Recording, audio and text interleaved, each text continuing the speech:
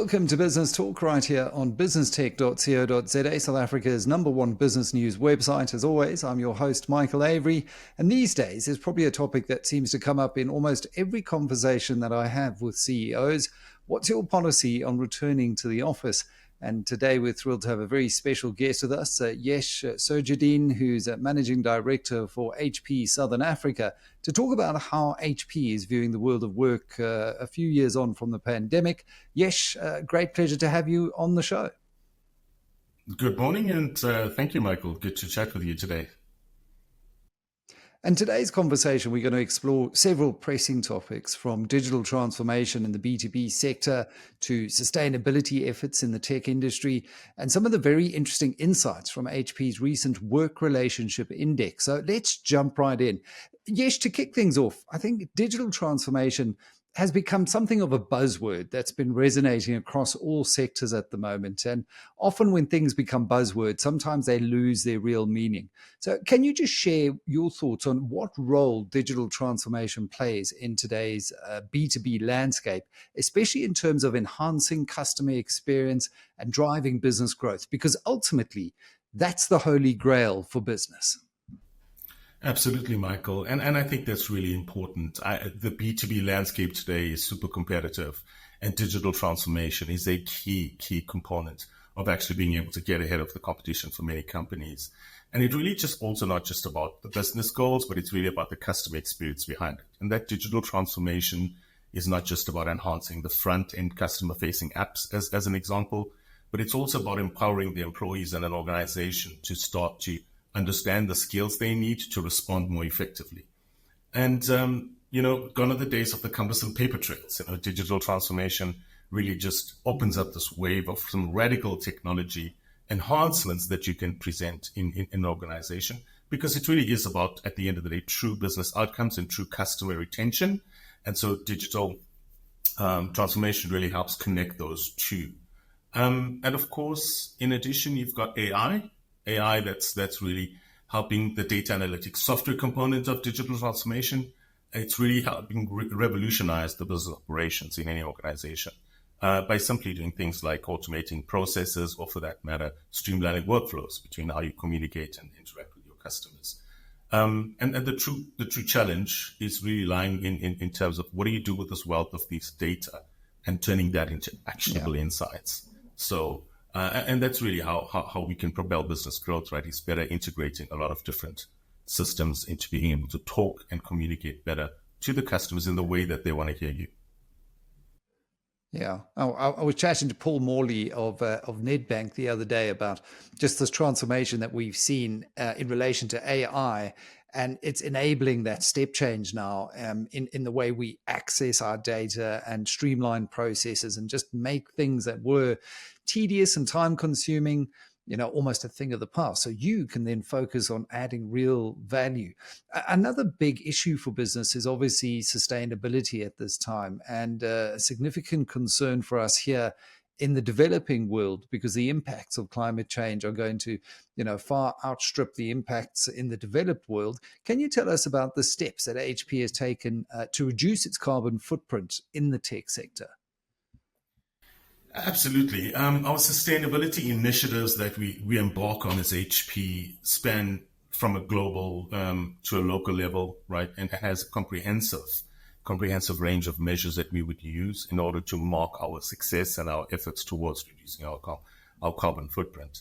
And really that it is central to that approach is really just to start focusing firstly on the products, getting energy efficient products out there, and then ensuring that, we're taking eco-consciousness into mind when we're actually then going forward in our design principles, and ensuring sustainability starts at the core with us.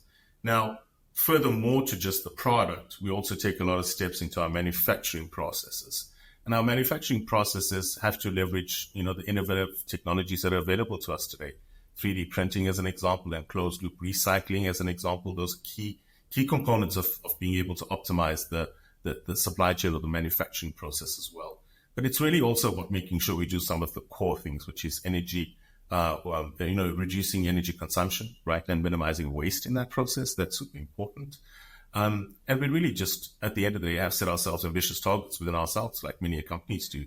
And what we really want to make sure is that we're using a lot more renewable energy adoption in our process, but at the same time, ensuring we hit carbon neutrality. Yeah. So climate action for us is very important. Yeah. Sure, Michael. And it's interesting because I think, you get leaders in the space and then you get some who are fast followers and laggards. And I think HP is clearly emerging as a leader in the tech sector in the space. In line with that, how do you think about contributing to promote sustainability and environmental awareness? Because I think it's important to look internally, as you say, focus on what you can control, kind of scope 1, 2, and then scope 3 in your supply chain. But it's also about showing leadership. Are there any educational programs or initiatives that you support? And can you just share a little bit more about whether or not these efforts have had any impact on communities or are landing in the space of sustainability? Because my big concern, Yesh, is that there's been so much skepticism and I guess cynicism that's crept into the space because of greenwashing. Mm-hmm, mm-hmm. No, it's very true. I mean, firstly, let me just put it out there, right? We see the sustainability as the right thing to do. Yeah. And of course, the outcome of that is also that it creates a competitive differentiation. But it's really about doing the right thing, and that's very important. And you're right, it's not just about what you create and innovate in your products, but in our sustainability strategy, there are 2 additional pillars, right? Outside just climate action. And that's an important one. That's human rights. That's a second pillar. And that's really just about creating a powerful culture of diversity, equity, and inclusion in the way we take our products and our solutions forward. The third leg is digital equity. And this is a really important one, primarily here in Africa and perhaps more in South Africa, because perhaps we're a little bit more sensitive and maybe need to do a lot more. And it's really about bridging that digital divide. And when we talk about digital equities, what does a tech company have in their arsenal to be able to take to the market to help bridge this digital divide, right? Because there's a lot of people that don't have access to education, jobs, and healthcare, and that's needed to thrive for any growing economy. And so that's really our important pillars that we're driving it. And of course, we have to, via those, use the opportunities that are at hand for us. And that's really working with educational institutions. We talk about working with schools, university, and also with the community, right? To develop curriculum and materials and also educational programs that are all centered on sustainability and environmental stewardship. And through a spectrum of these computer education activities, we want to learn more about what the community needs, but at the same time, help give them the opportunity to be equipped with the technical know-how. Because that's really how we get the local market future-proofed, right, Michael? It's really just allowing the essential skills today that's needed for tomorrow's workforce.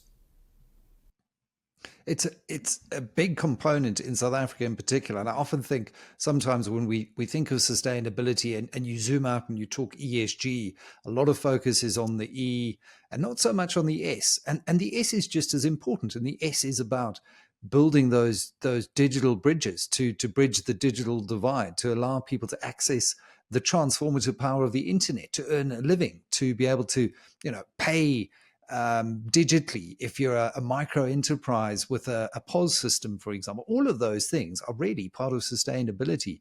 You mentioned partnering with institutes of higher learning. Can you highlight any partnerships or collaborations that you've established to really drive sustainability in the African tech industry?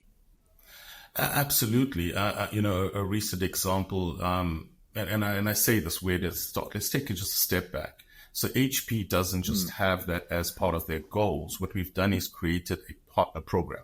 So the partners that take our products to the market, that's called our HP Amplify Impact Program. This means we've got a program that helps our partners encourage to focus on collectively and drive a change towards a more sustainable future.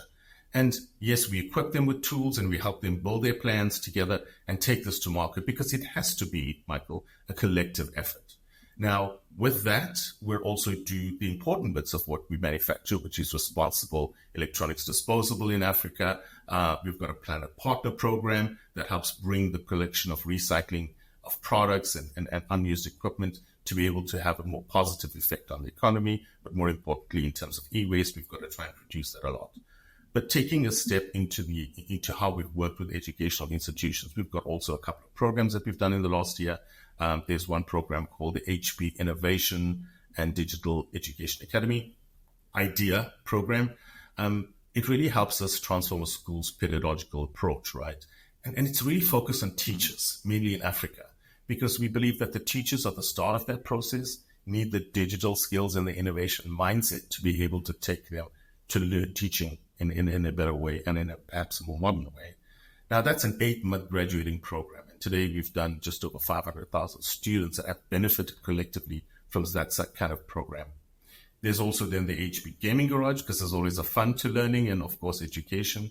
It's an esports management and game development academy, which enables university students, but also school children from all over the world to get access and pick up on some skills that are needed to enter the gaming and the esports industry. And last but not least, right, is NGOs. A digital equity accelerator, which is an initiative HP had together with Aspens Institute, took 3 NGOs from South Africa, offered grant funding and, of course, technology donations, and go through a 6 months, highly intensive, fully virtual program that helps equip staff members and also their mentoring and technical experts. So we leave them with the skills to take forward to a lot of the youth out there. And I think covering more than 200 technical expert consultations in that process allows us to hit just over 100 individual staff members that can walk out of it saying, we're equipped to be able to better interface and use technology as an enabler for our future. That's serious impact. And, the old analogy of teach a man or a woman to fish versus providing them fish. And chatting to Peter de Villiers of Clickatel recently, there's a big opportunity in the tech skills environment to create employment, to create sustainable, lasting impact. So really interesting to hear the work that HP is doing, and also in collaboration with other businesses like Aspen. Let's shift gears a little bit just to discuss the HP Work Relationship Index. How do you interpret the findings from this index in relation to the dynamics that we see evolving between employees and their work? Given what you've just spoken about, AI and digital transformation, what are some of the key takeaways regarding collaboration and AI's impact on job satisfaction and the overall implications for the ability for companies to retain their talent? Yeah, this is such an interesting topic. Just to put some context to it, the HP Work Relationship Index survey is a global study. So we took the opportunity to measure the quality of the relationship, firstly between an employee and the employer, or for that matter, those components such as managers, peers, and more importantly, senior leaders. And we want to understand that relationship first, right? So how do we impact employee engagement? How do we ensure there's well-being, and how do we translate that into productivity? So the survey was done over 1,500 respondents, over 10 countries, and a mix of developed and emerging countries, so that we could get a scaling. And get this, right? Only 27% of knowledge workers say that they actually have a healthy relationship at work. So there's a lot of work to be done in terms of fixing that. Yeah. And if we've got to increase, we understand that, the expectations of employees are increasing, right? And it's varying across different economies in addition. And workers in growing economies are generally reporting a better working relationship at higher engagement levels, actually, as compared to their counterparts. And so we followed up that survey in 2024, and together with T Brand and a content studio within the New York Times, we really then did exactly what you're asking me, is understand, does AI have a part to play in that? And it revealed the potential that AI has an ability to unblock a lot of this relationship challenges that are here. And then, of course, interviewing 300 gig workers and SMBs and professionals and business decision makers tell us, at the end of the day, we've got to be focusing on productivity, flexibility, and fulfillment in this post-pandemic world. That's an example. I find that fascinating because I recall reading Harari, and he's got kind of some might call it a dystopian view on tech, and AI is going to come and replace humans and take all of our jobs, and it's a big fear in the marketplace. But here, the study, and I think that when you see the real world applications, what you're saying is, no, AI is here to be this assistant, this tool, this augmenter to help build those relationships in the workplace, where you're taking a lot of the mundane and the repetitive away, and renewing that purpose that especially knowledge workers have at the workplace. What have you seen in terms of relationships between employees and their work, specifically in Africa? Because sometimes I worry that, yeah, it's a global study. It may look good in a developed world context. What are we seeing in Africa? Absolutely. That's such a good question. And I just want to focus a little bit on your comment earlier. You're absolutely right. AI has and will have a positive impact in terms of job satisfaction and creation. It shouldn't be seen so much as a threat. And I think there's a lot of work to be done with that. And in fact, the survey also says that if you look at some of the knowledge workers, they've reported it's improved their collaboration capabilities. They've got more time to do better collaboration activities. And it's actually had a positive effect on the work environment. And just if I can add one more interesting fact on there, the report also highlights that there's a relationship to trust and emotional connection with people. And I think that we shouldn't see AI as having that ability to take that away. And employees need to focus on trust and emotional connections as well, because these are the crucial factors, really, ultimately. And why I had to go on to that point, Michael, is just to say that, one of the comments or one of the feedback is that a large majority of employees express a willingness to forego financial gain for employers that actually can prioritize for them emotional intelligence and trust in the workplace. So I doubt that it's any different in Africa. And then just moving forward to your question, I think it's really AI is firstly revolutionizing the tech workspace in Africa. There's a lot more remote jobs and tools available for us today to collaborate differently in a globally competitive market. We've obviously reduced commute times, right, with having these kind of opportunities and, more importantly, tools available for it to increase productivity. And to any extent, even though there's those that say that remote work and having this hybrid environment has created a lot of stress, there's also the other side of it, right? That say, hey, I've got expanded working hours. I can do something that's more than 8 to 5, as an example. And I can actually become a more balanced person from work and home, as an example. Yeah, that accords with my experience of it. The fact is that we can now be more present in our children's lives. I'm finding that the ability to work remotely gives me greater flexibility. Yes, I may roll out of bed and start working a little earlier in the morning or maybe into the evening a little bit more. But my afternoons to go and watch an extra mural, to actually be there in the afternoon to fetch my children, I think is a generational gift. My parents weren't able to do that. And I think societally, we're going to reap great benefits from this. What kind of learnings, when we think society-wide, what kind of learnings can be taken from the report by business leaders and policymakers?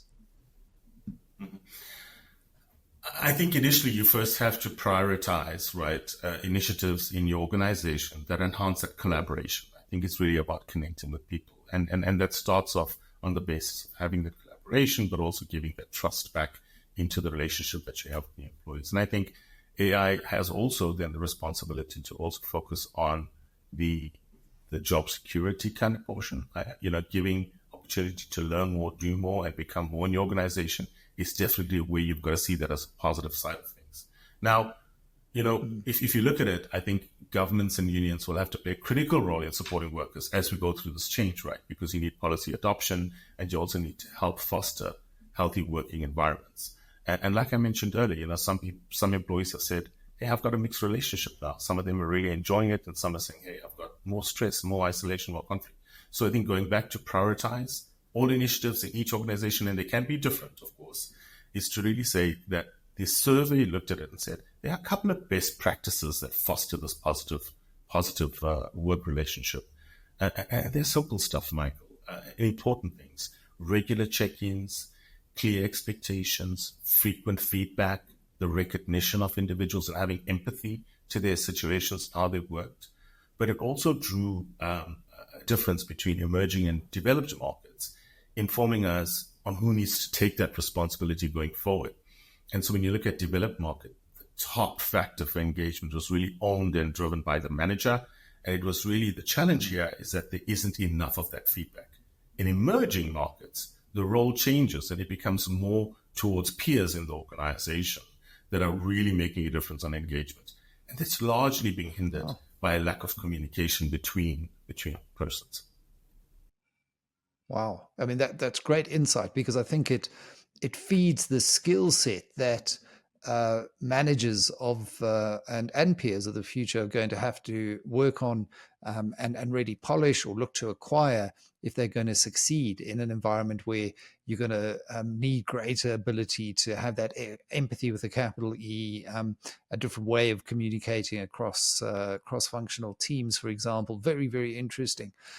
What do you think overall the HP Work Relationship Index reveals about the future of work and employee satisfaction?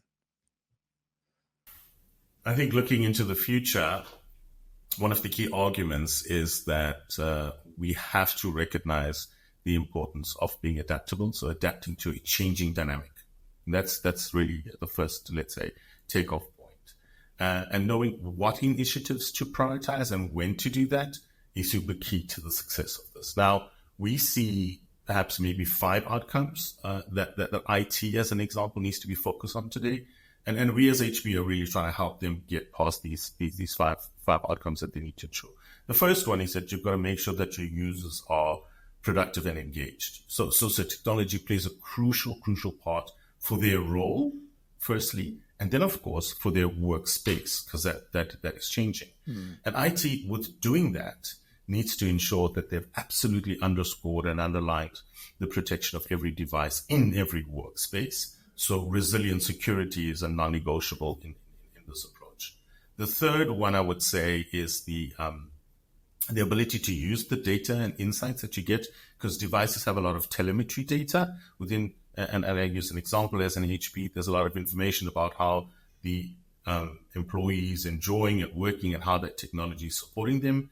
Take that information, see what it says, and then try and develop a plan to better, support your employees in this hybrid kind of world.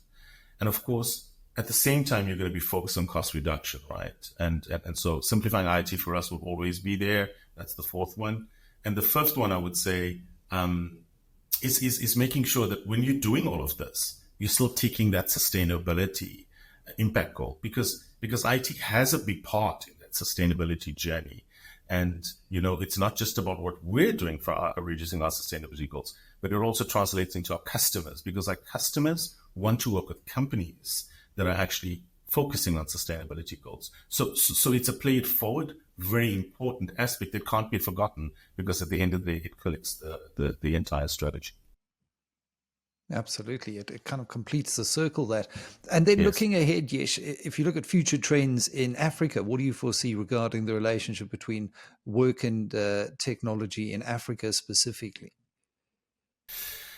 Look, I think firstly, continued enhancements in infrastructure, connectivity for us is pivotal. The expansion of high-speed internet access, the availability of 5G networks. These are really key components that help support this remote work and digital collaboration, right? And that's almost like one thing I think in Africa we've got to call out is super key for economic growth, number one, but also to help foster inclusivity.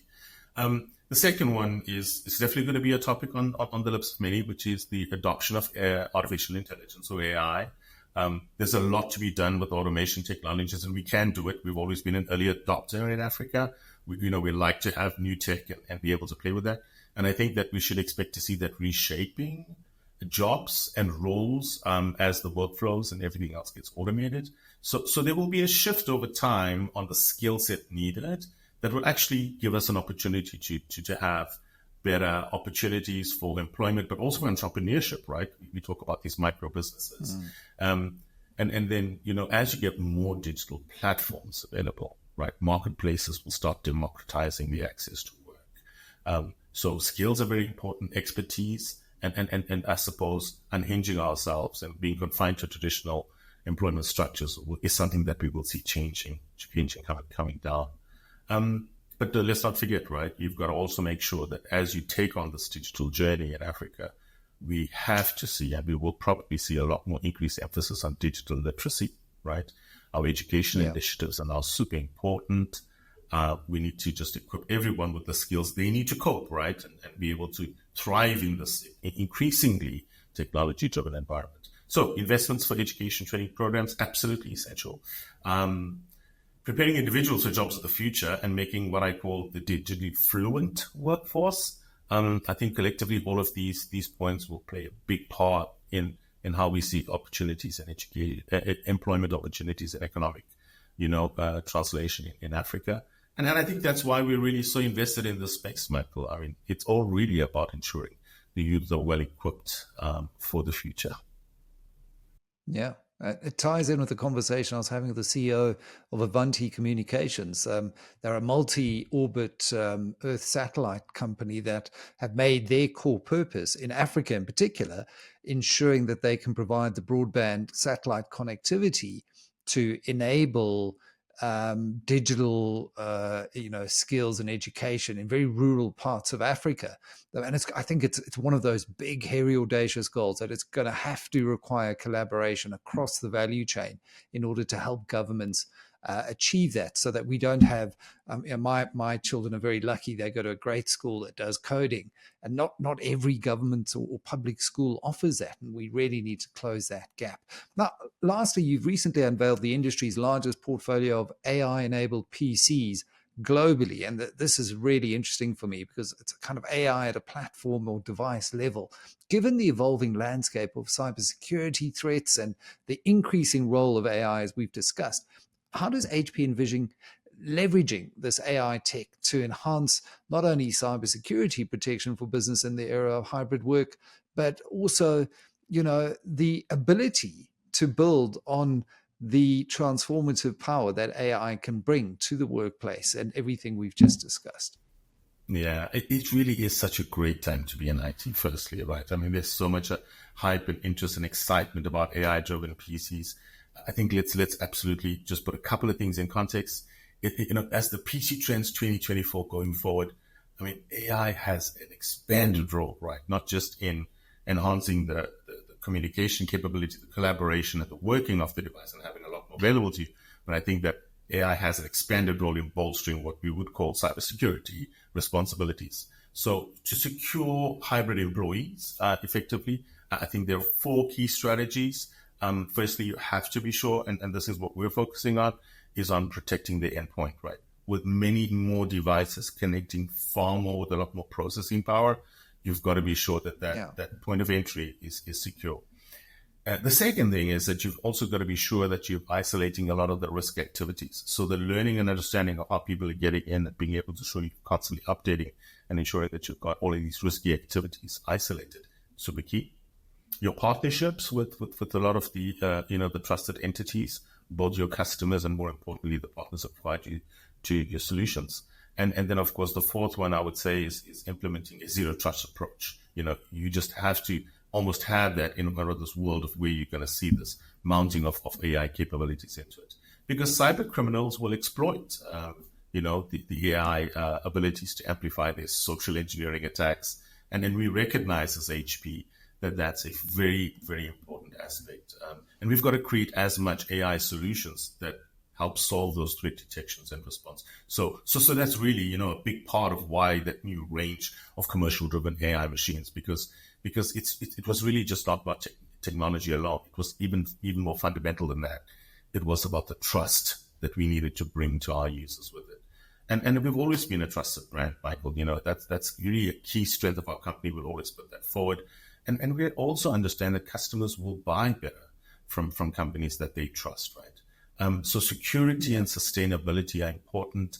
We will continue developing multiple layers of defense, right from the BIOS all the way to the cloud, and scale all the digital services that we have, not just in PCs, but print. And of course, security will definitely be the key differentiator in how we can adapt and grab that growth, right? Well, that brand strength is, I think, a key competitive advantage in a market where we see the tech moving very, very rapidly.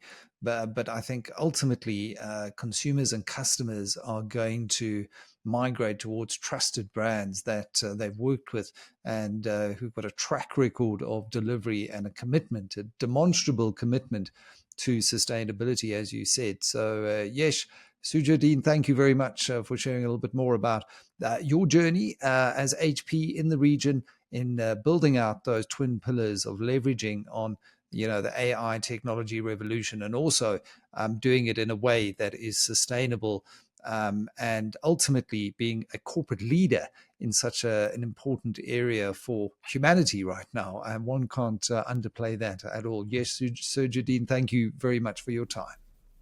Thank you very much, Michael. Cheers.